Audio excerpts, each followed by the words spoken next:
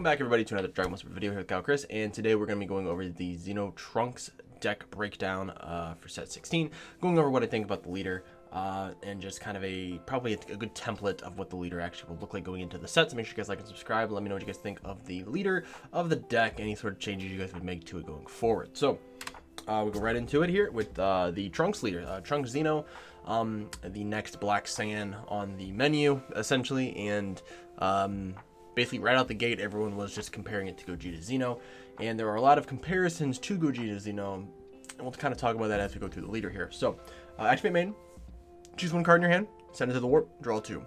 A little bit different than what the Gogeta Xeno is. The Gogeta Xeno follows the Vegex sort of line, as well as the SS4 line of being a bursting leader. However, he does not burst, he banishes. I don't think that it's actually a term that's actually used in Dragon Ball Super. But the idea is that banishing is you're going to the warp instead of the drop area. So you choose 5 cards, up to 5 cards from the top of your deck, send them to the warp. Which is leader, and there's actually cards in the deck that actually do function like that. So it is very similar to Gogeta Xeno. But being able to choose a card in your hand that you want in the warp, then to draw 2 is, I think, pretty nuts. If your life is at 4 or less, and there are 5 or more Saiyan cards in your warp, you may draw 1 card, switch up to one of your energy active mode, and flip this card over. So you have an early awakening condition as well of not having to be at 4 life, but just needing 5 Saiyan cards in the warp, which is going to be very easy. A lot of the Saiyan cards you're going to be running a lot. You just think of any, like, True Fighting Spirits, Gogeta Xeno, you know, the Gogeta Thording, you know, Beyond All Limits. These are just like staple black Saiyan cards that you're going to be running probably a 3 to 4 of in this deck. And most of, I would say, including like Unison, maybe the Secret Rare, maybe some extra cards, you're probably looking at out of your 50, probably a 51 card list, 52 card list, you're probably looking at least 42 of those cards are going to be Saiyan cards, or maybe around like the 40 mark too. Maybe a little bit lower than that too. That's just a, you know, just a guess, obviously. And then we have SS God, our Super Saiyan God Trunks Crimson Warrior. This is a 15k blocker. Very strange that he actually has blocker on this side. And as of what I know right now, there's not a way to restand your leader. I would have to look really deep in the archives. I don't think there's a way to actually restand your leader. So having blocker is just kind of interesting. When this card attacks, draw 2, then choose 1 card in your hand and send it to the warp. Also very good that you actually get the draw effect before you end up having to warp. Activate main, we'll do the auto first. So auto, once per turn this card attacks. Oh yeah, so it does actually switch, yeah. So when your opponent attacks the Unison card, you switch this card to active mode. For whatever reason, whenever I've read this card like 15 times. I've never actually seen that effect before, so yeah, so it does restand. So, haha, can't comment on it. Activate main once per turn, Spirit Boost 1 and 1 colorless energy. Place up to 2 black battle cards from your warp in their owner's drop areas, and then choose up to one of your opponent's battle cards and send it to the warp. This is very good. If it was an activate battle, this would be nuts. But being able to put back cards into your drop and then remove something off of their board is very powerful. And then having some built-in Unison protection as well just allows you to get to the combo step, which is somewhere you do kind of want to live with this leader. The biggest differences between this leader and Gogeta is Gogeta has you know, a lot of other, it's just, you know, self-awakening tools of being able to take its own life. It's a very aggro, you know, heavy deck, obviously, and this deck can be aggro as well, but I think this deck kind of fits in that mid-range sort of style of what the Saiyans that weren't Dark Broly would like to feel, right? Dark Broly for the longest time was an aggro deck, has kind of turned out into a mid-range deck when people play it. So for a deck like this, to kind of fit that role without having to be the Dark Broly archetype is pretty cool. So we're gonna go over the deck list, and I'll give you guys kind of my reasons for picking the cards and just kind of the idea in its entirety. Alright, so here is the list that I have constructed for Trunks Xeno, and this is a 51 card list, I want to say. Yeah, 51 card list here. So, I think this is a pretty good deck list here, just very well rounded with a lot of stuff. So we'll start here with you have Support of the Dark Empire. This is the black token negate, probably going to be used in every black deck now going forward, as at least as a 2 of, if not more, just because this is the first time that we've actually had this for black, and anyone who plays black is going to rejoice because this card's absolutely amazing, right? We have Super Saiyan God Trunks Power Awaken. This is the new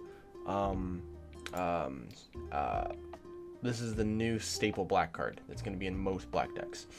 So cost 4 specific black if you wanted to play it. You're never going to play for this effect. But you have, it is a 20k body, deflect, and dual attack. When this card is removed from your battle area, you remove it from the game instead. The reason is, when this card is in your, if your leader is black, and you have 8 or more cards in your warp, you can play this card from your warp for 2 energy, which is absolutely nuts of having an effect that you don't have to activate from your hand, which is just sick. This is such a good card. When this card attacks, plays up to 3 black battle cards from your warp in the owner's drop area, and this is not once per turn. And because this is a dual attack, you're putting back 6 cards at the max, right? And the amount of plays that you can just think of off the top of your head, right? Not even including like the Demigra Unison, which is for, you know, which gains wormhole, right? But being able to cycle maybe like a Beyond the Limits, which everyone should know that this card does that by now. You cycle Beyond the Limits, right? And then possibly, you know, play this, swing with it twice, and then for another energy you're playing a Thwarting, right? That's a big possibility. Or if you have something like or like Wormhole, right? You can play this, or you play like a Beyond the Limits. You play this, swing twice, put 6 cards back, play another one of these, possibly play the SS Vegeta here, or play like a Fighting Against Fates. There's a bunch of different combinations that you can do for it, right? But this is gonna replace I don't want to say this is gonna replace Demigra as the 2-drop, but I don't think there's a reason to run both in most decks. You're gonna probably pick one or the other, just because Demigra is a very, very heavy cost. Overwhelm 5 for 2 energy, right? In a lot of decks, it is incredibly powerful, and it's still gonna be a very good card for a while. But this being able to play from the warp, you may be able to fit them both actually in the same deck. I mean, but they do kind of fit the same sort of area requirement of being that, you know, that very powerful 2-drop. We have Demon God Poutine Umbral Might. This is the probably the most sought after SR for black in the set, outside of the Power Awaken. Dark Overwhelm for 3 brings in a token, and then you can pop the token to draw a card and then give this card 10k for the battle. It also has blocker. It's Dark Overwhelm, so it's going to stay on the board. But being able to play this out for 15, right? Keep it on board as a blocker, activate battle, then pop a card, pop a token, draw a card, and then restand it, give it 25k, making it a dual blocker or a dual attacker is also very, very good as well. Also, it's a way to end battles a little bit early. So like if you have a token on board and you block with it, your opponent says no, you know, they just say, that's fine, you know, it's like 15 or 20k, right? You use Poutine's effect to pop that token to restand this, draw a card, and you just drew a card for free, and the battle ends because you pop the card that's in battle. So it's a very, very cool effect. We have Super Saiyan 3 Trunks challenging a Demon God. This is a 20k unique. If you have 10 or more black cards in your warp, this card gains double strike.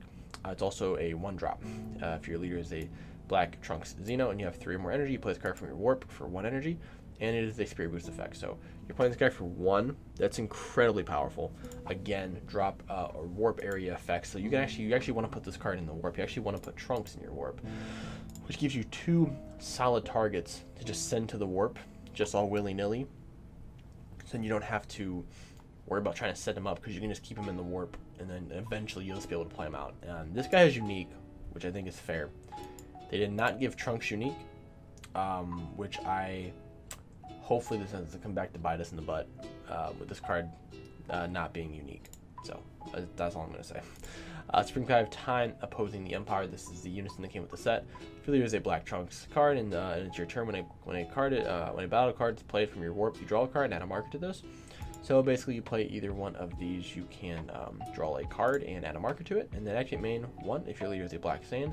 Send up to 3 cards from top of your deck to your warp. I don't know if this is actually going to be good in a lot of senses. This deck and probably Gogeta is probably the only 2 decks you're going to be playing this in. Realistically, I don't see why you would play it in anything else. The other thing I can think of is if you do run the Go 10 super combos, which is something that I did think about running, which is if you have 5 or more cards in your warp, you can get that live turn 2 and then just constantly keep cards in your warp. So that way you don't have to use the Vegeta super combo, to stay above, you can stay above 4 life then. But Vegeta is still very helpful because it does allow us to play out the Thwarting, which is, obviously, probably the best black card still in the game, right? Another cool thing that Supreme Kai does is you also can use the Unrelenting Assault Trunks, which I do think is a card that potentially could get banned. The card's not broken. It has nothing to do with that. It's just the fact that of its intended play line, being able to come from deck and then just adding it to your hand is just it's a little ridiculous, right? Like if you burst off the top and you burst 2 of these, you just drew 2. You just +1 and then drew 2 cards, right? Like that's incredibly powerful. So I do think there's a chance that it could see some sort of weird ban. I just don't think it will happen. But I don't think it will happen right now. But it's a card that I think could be put on that list just because of its unintended use with the battle layer. I mean, with coming from the deck. I just think that's weird. It's the only card that does this in the game, so it's a little odd. Beyond No Limits is another card that is doesn't really need an introduction. Being able to grab anything 3 or less from the warp, very powerful. Just being a free 30k body too. It's really hard to compete with that. We'll go over all the other kind of stuff and the small stuff here. So you have Power Burst here. We all know what Power Burst does. For Supreme Kai as the I'm using Supreme Kai just because that's what I have. If you have Pan, you may want to use Pan, but I think those two are probably the 2 best that you want to use right now. Supreme Kai is also very the corrupted Supreme Kai is also pretty cool too. The brainwash one, I mean. So brainwash could be a good idea as well. But realistically, you'll probably end up playing Pan or Kai. This Kai, not the other Kai. We have one Bardock the Tenacious, just for another Overwhelm card, but also being able to have a Floodgate's also pretty cool as well. And then SS Vegeta, this is the promo where when you play it, your opponent warps a card from your hand. It also pairs with the Beyond No Limits, giving you 2 targets for your Gogeta that are not the 5Ks. Because as you notice, we don't play the Vegeta True Fighting Spirit in this main deck. It would be side decked for sure, but you need these 2 together to use Gogeta, and then you need these 2 together here to go for Gogeta as well. Now for the last of the new cards here, we have Sun Goten challenging a Demon God. Auto wins cards played. Send up the top 3 cards of your deck to your warp. Activate main, you play it from your warp for 1. And then activate battle. Spirit Boost, this card gets crit for the turn. So what's really cool about this is that turn 1, you can send this to the warp, which is pretty cool. Like, so you send this to the warp from your hand. Draw 2. Turn 2, you play your Unison, right? So you play Unison, you uptick Unison. And then, like, if you're able to awaken on that turn or something, you can also play this out. Thankfully, they gave it the Spirit Boost effect here.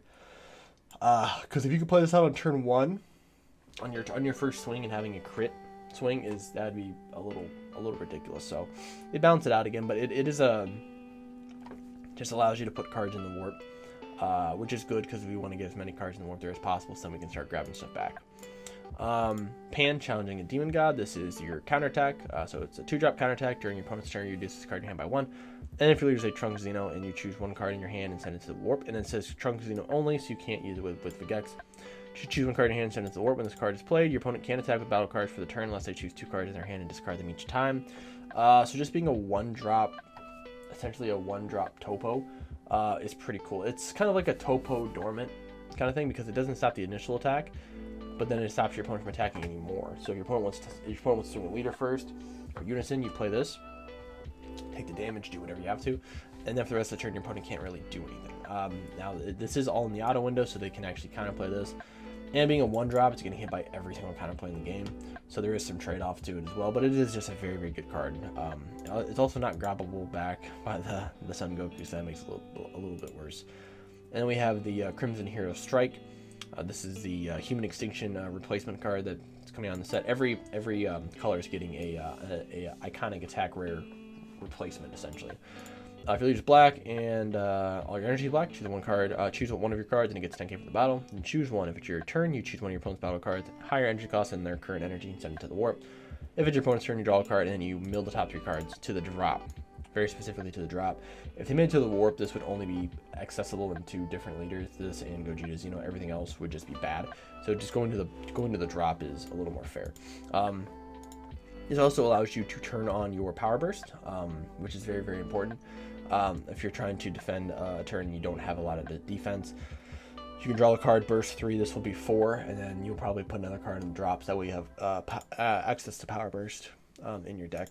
And then also the Spring Tide Negate, I didn't actually go over that, but I'm sure most people know what that card does as well. So this is kind of a pretty basic list. I think opening hand, for most matchups, you're probably looking for Trunks, either one of these Trunks is here.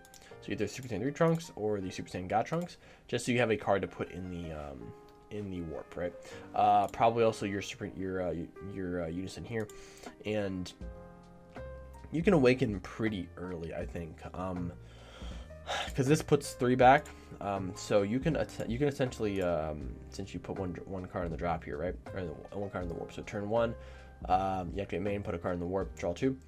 Turn 2, do the same thing, and then hit this, so send 3, hopefully hitting everything.